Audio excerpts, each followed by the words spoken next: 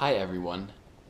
After many interesting days spent in California, I met a man who said he was fleeing life as a slave. I knew slavery was a thing from our history in Herland, but I had no idea it happened in the modern world. I thought of slavery as a darker moment in human time before Herland was formed. I told this man that slavery didn't exist in Herland. He looked at me and said, "That sounds like a place I would like to visit." I had read poems of slavery in Herland, but they seemed so far off, as if they were a terrifying story, not reality. This man gave me a poem called On Liberty and Slavery by an American poet named Horton. I read the poem and was upset. Slavery was so terrible and real and happening in this very country. The man I met and the author and so many others had actually endured this suffering.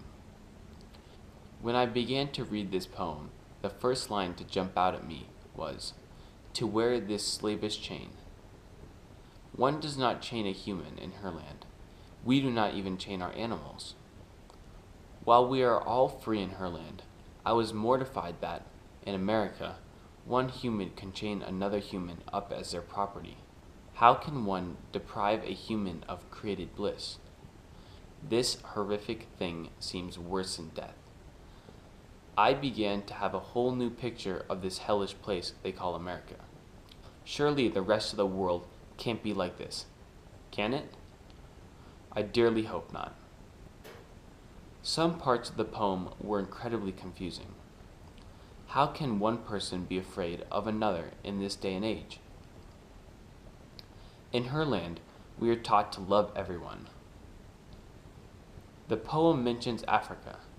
What is Africa? Was it their homeland?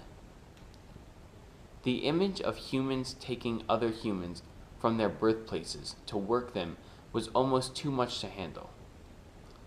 What if that happened to us in Herland again? This would be a nightmare from the past, coming to haunt us again. After reading this poem, I realized slaves experienced much of the same discrimination that women do in America. Slaves are people who deserve to be treated equally, just like women and all humans do. Everyone should be given liberty, as it is given to us by our Creator.